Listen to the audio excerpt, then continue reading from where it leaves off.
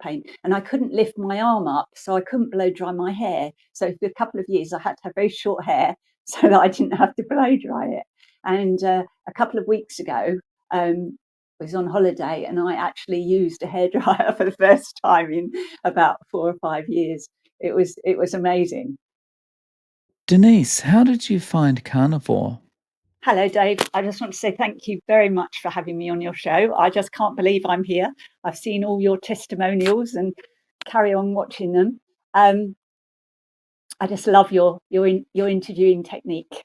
I love the way you can listen to people. You have such compassion. I see you almost tears sometimes when you're listening to people, and I long to have a compassion like that for everybody. um, so thank you. Carry on doing what you're doing. You're doing a brilliant job, and so many people are being blessed. I wanted to come on for a while, but I was a bit nervous. But yesterday I saw a testimonial from, or an interview with Dr. Sarah Myhill in Wales, and I. So part of coming on today is to sort of give a thumbs up to her, to anybody in, not, I suppose not just the UK, but anywhere who is suffering with chronic fatigue and is looking for an answer. I developed chronic fatigue in 2000 when I was 40, and we just moved to a new house, doubled our mortgage, just got married, just became Christians. Everything was going crazy, and then boom, chronic fatigue. And at that time, it was just impossible to find anything. I found some books, but nothing really helped. I struggled with work. I ended up having to take a year off. It scuppered all my plans, all my career plans and everything. And in 2016, I finally found Sarah Myhill. And I don't know how I found her. Must have been just searching on. I'd got an iPad, and perhaps I was just looking. I don't know. I'm a bit of a researcher and always trying to find the answer. And she wrote, when you go to the doctor with chronic fatigue, not just a doctor, but also your peers and your relatives, and because you look fairly well, people think you're pulling their leg. I mean, even I thought it before I got it. And so you're treated as a bit of a hypochondriac. So she wrote a book called The Diagnosis and Treatment of Chronic Fatigue Syndrome and ME. And then it says at the bottom, it's mitochondria, not hypochondria. And that was such a relief. Wow, somebody was acknowledging it wasn't hypochondria. So I bought the book and studied very hard. And all her other books, she produced a diabetes book, an infection book, a PK, what she called paleo-ketogenic diet, and she produced a cookbook. And on that cookbook, I started in 2017.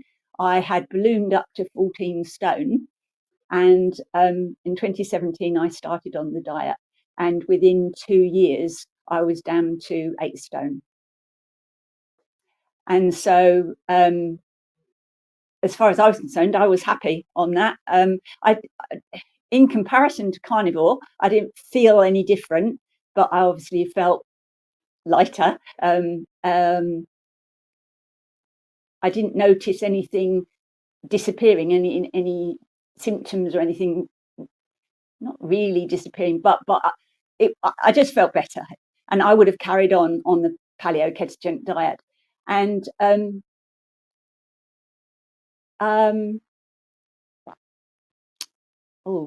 that was 2019. 2020, I had a bit of a blip, and I ended up in having to go on olanzapine, a mental health drug. And because I was only 8 stone and I was worried about my weight and I kept on losing, I thought I'd better sort of eat something to put the weight up.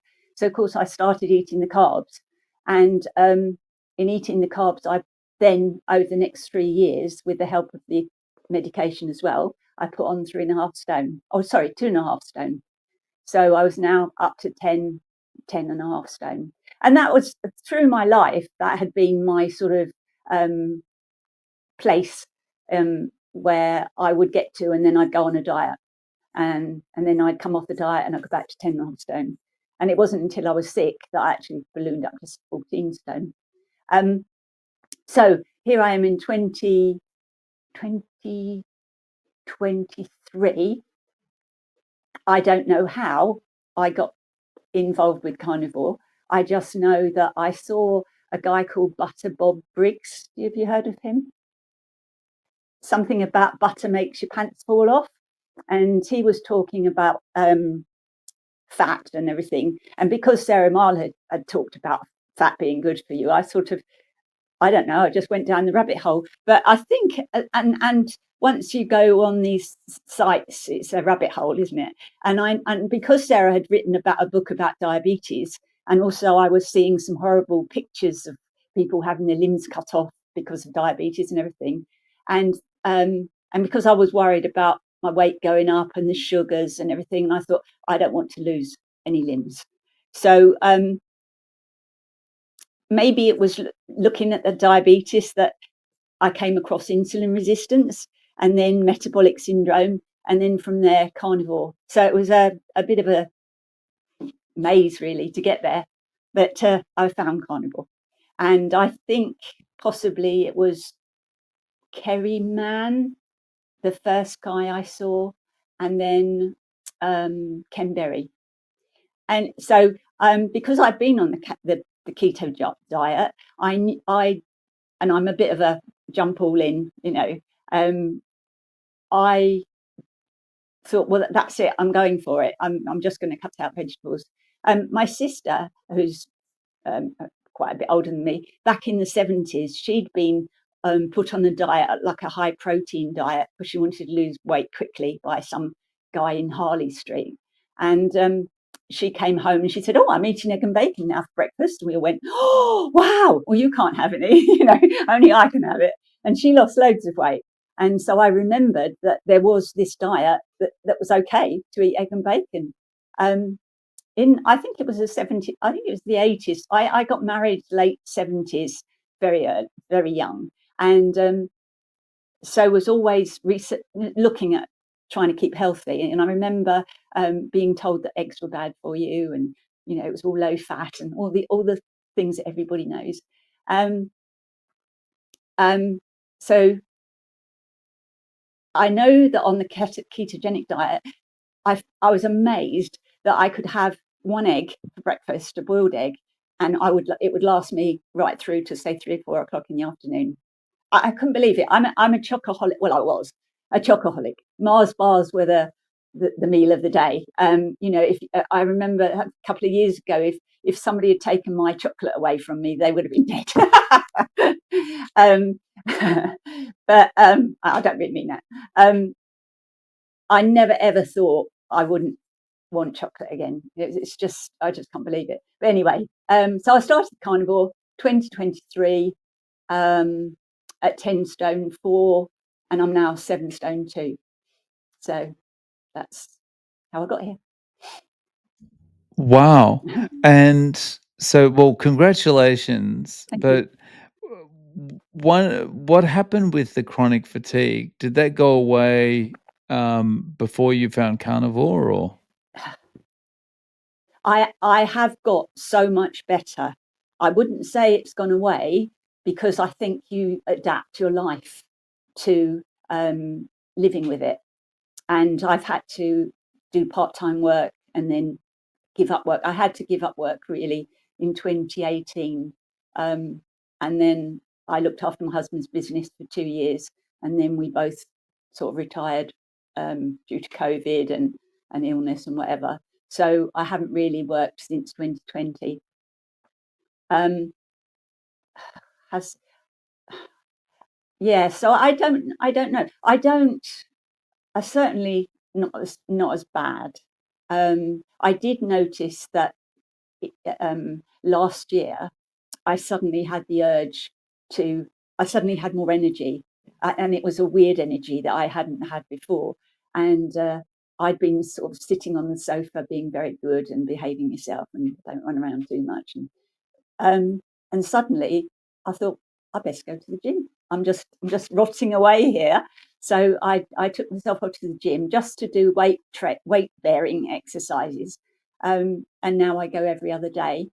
And I bounce to the gym and I bounce back, and I don't sweat, that's for sure. I tried swimming, but that caused some kind of lung issue. So I haven't tried that again since, but I would love to go back to swimming because I do love swimming.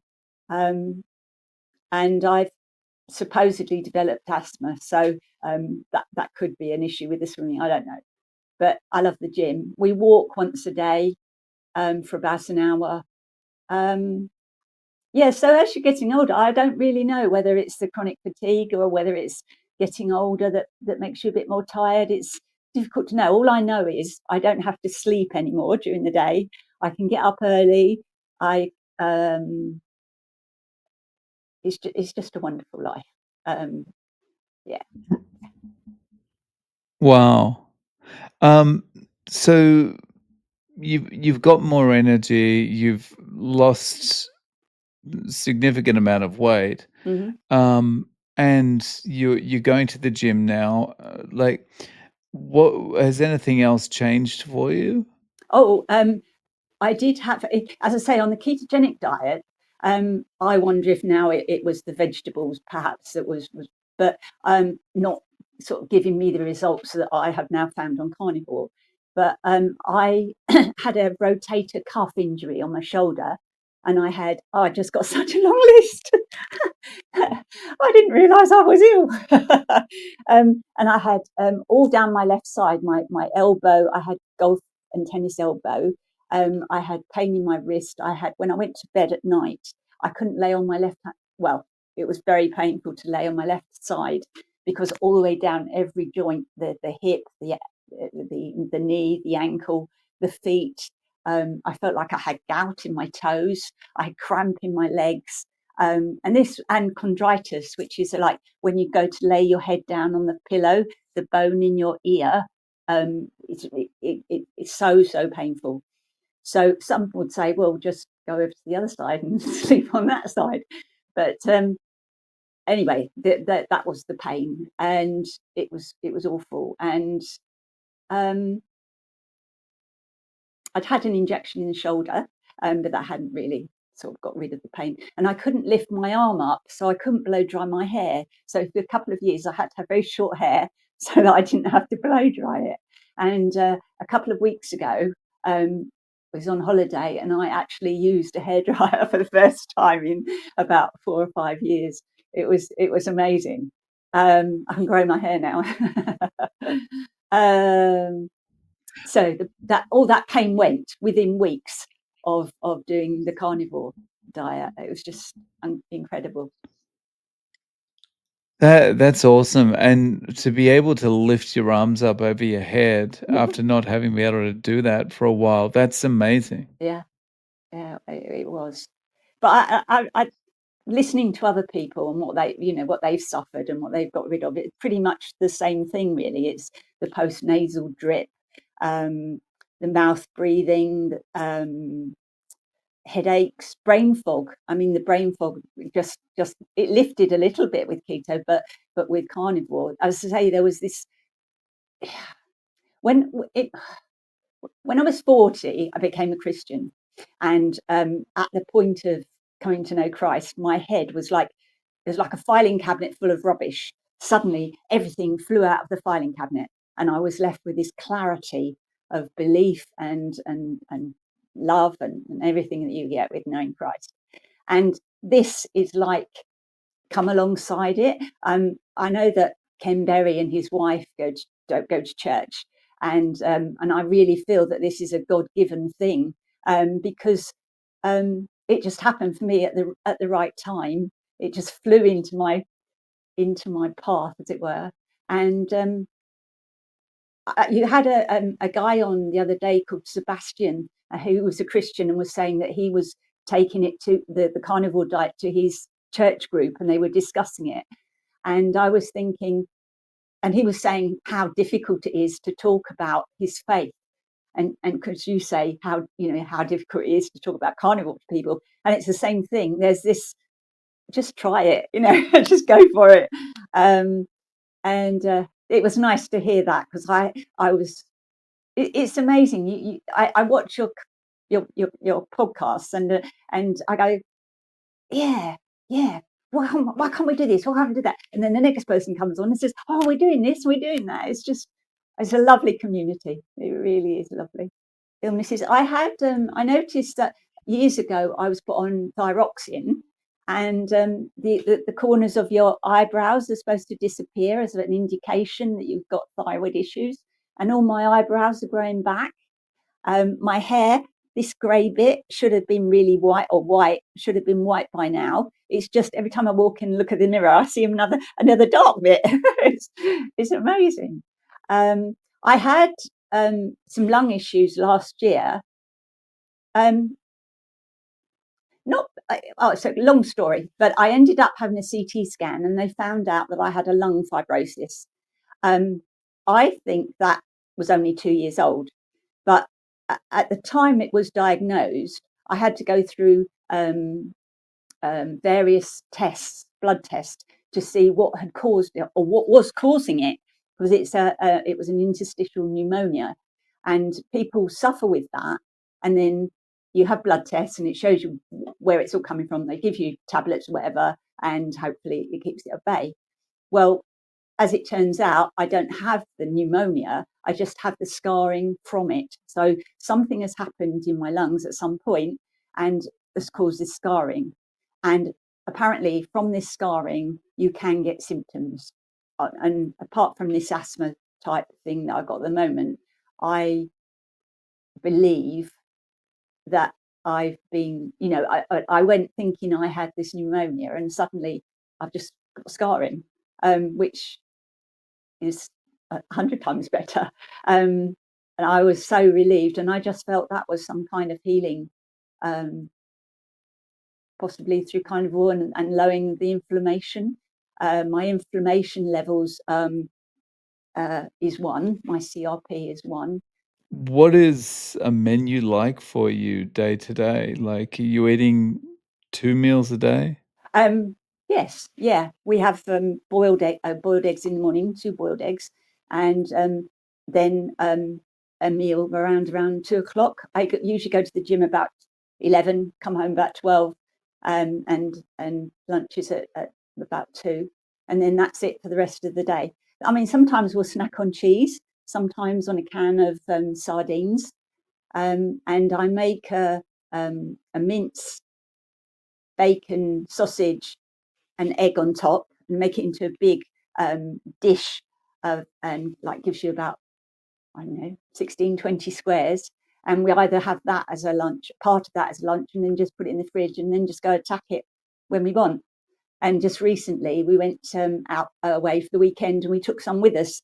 So we had a B&B breakfast, and then in the evening, afternoon, we ate this egg thing. So it was brilliant.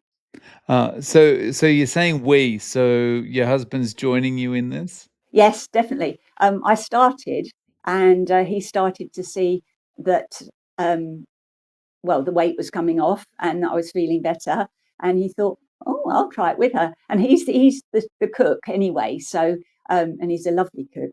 Um, and so he just stopped the carbs with me, and we have mince and steak. We have a lot more steak now than we used to.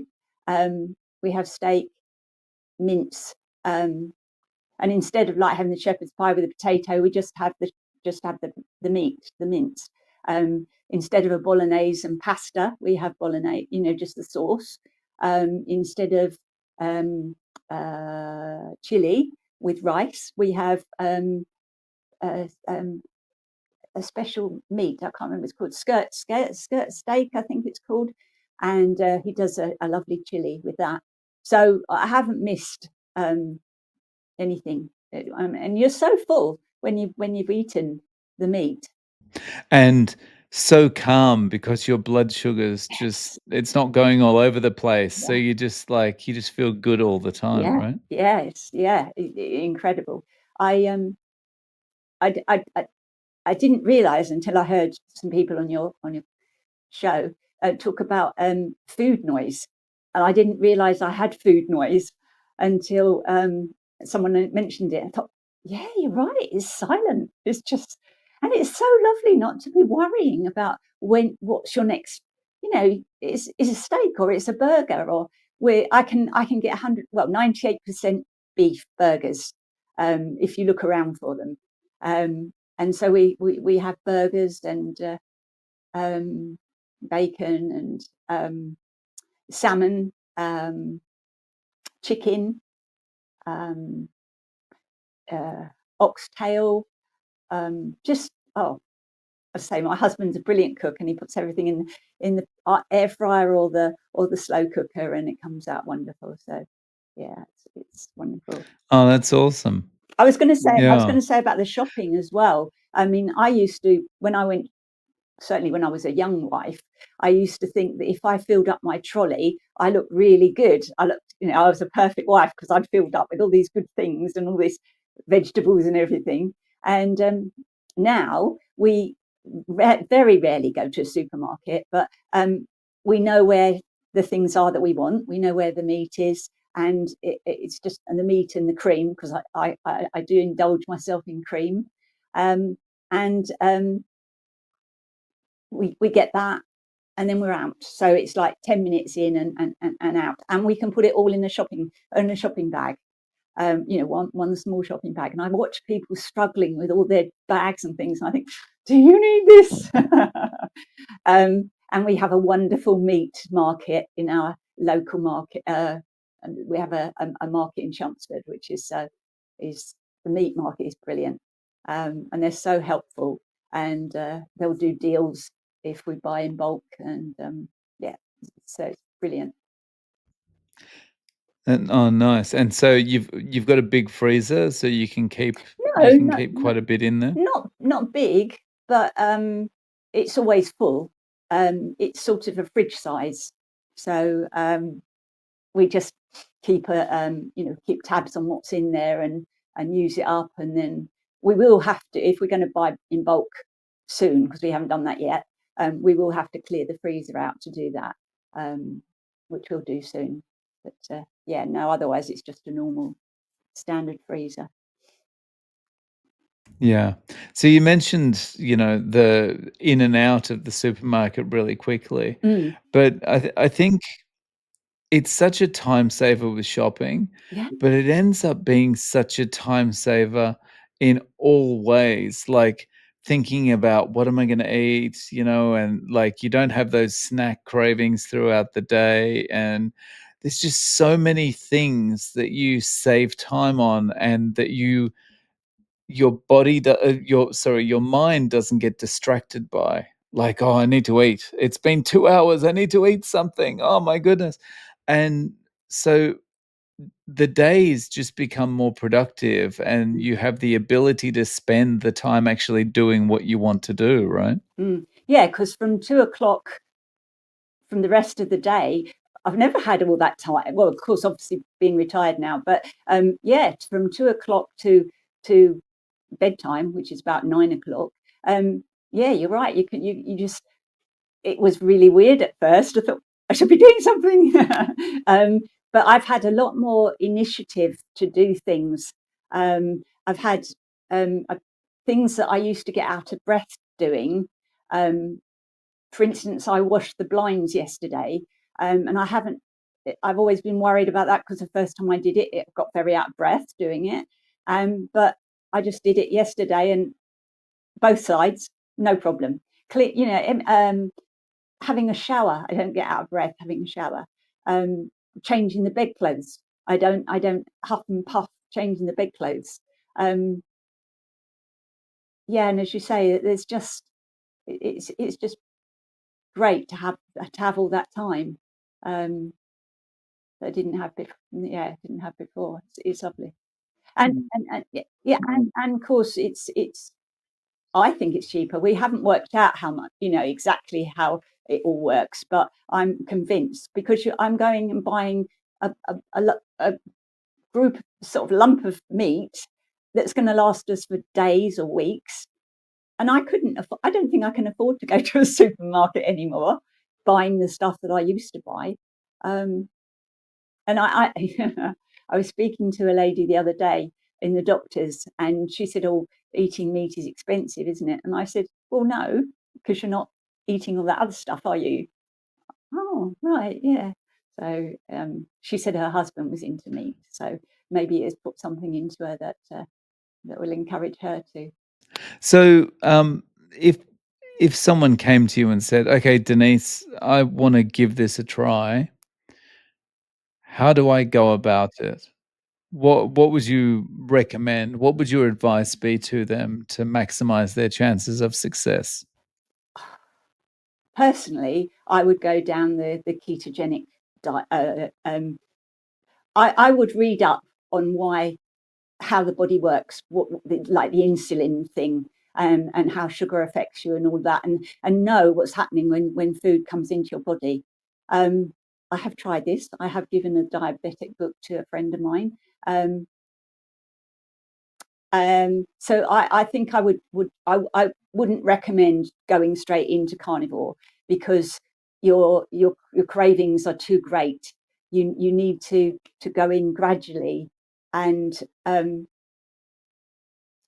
you know, like I did, actually experiment with an egg and find that, wow, it does fulfill. Um, that's all I ask people when I talk to them about it. I say, you know, just try it. And like to um, I don't like to see a larger person and say, you should go on the carnivore diet. I look at that person and I say, do you have any issues? Do you have diabetes? Do you have the people I know who've got hip replacements and knee replacements? And it's like it's normal. Oh, well, I've got to this age. I'm going to have, oh, and it's like accepted. That's what you do. You get your money's worth of the NHS. Oh, I'm going to have my cataracts done, or I'm going to have my hearing done, or, you know, it's like standard procedure. And I don't want to be like that. And because I don't think there's a reason for suffering. And so I would say, if you want to get rid of your pains and whatever else is going on, try this diet. The weight loss may come. It may take a long time for it to come, or it may not happen. And you can stay as fat as you like, but as long as you're healthy and you are not in pain and you are not suffering. And we both know that's not going to happen. But I think we've got to get over this fat shaming thing about what we look like, because as in my research, I've found there's so many reasons why people are fat. Or, there's so many reasons why I ballooned. I knew that potatoes and bread was an issue, and I knew that when I dieted, if I stopped those two, the weight would come off, and that's how I yo-yo diet, or you know, for 50 years.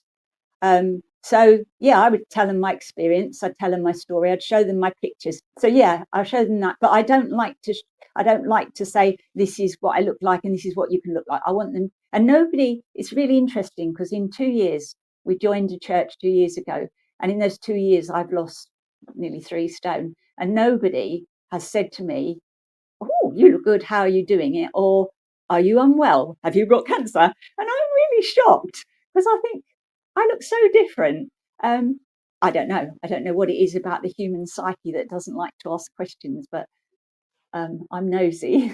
so um, so what would I say to them? I would say, yeah, depending on what the issue was, why you'd want to do it. Actually, I was in a shop recently in the last month or so, and I was talking to the young girl in the shop, and I think I happened to mention to her, for some reason, I happened to mention that I was on the Kindle, and there was a young chap who came in to work with her on and off. And next time I went in, he was there. And as it turned out, we had some connections. He's 20, I think he's 23, but he said to me, do you only eat meat? I said, yeah. Why? And he says, well, I started it as well. I went, oh, wow. And he says he has arthritis in his, well, he has pains in his joints, in his thumb joints at 23. I was horrified. But he says when he does carnivore, he doesn't get those pains. So I sent him my recipe, and I bought him a glass dish so he can make as much of the recipe as he likes in it, and we've become quite good friends. And he's even going to come to church on Sunday, so that's brilliant. So carnivore Oh, that's awesome. is great. So, Denise, thank you so much for coming on and sharing your story. I really appreciate your time. Thank you so much for having me. I love you, if I can say that, because you are just wonderful. Please continue, keep your health up, keep doing what you're doing,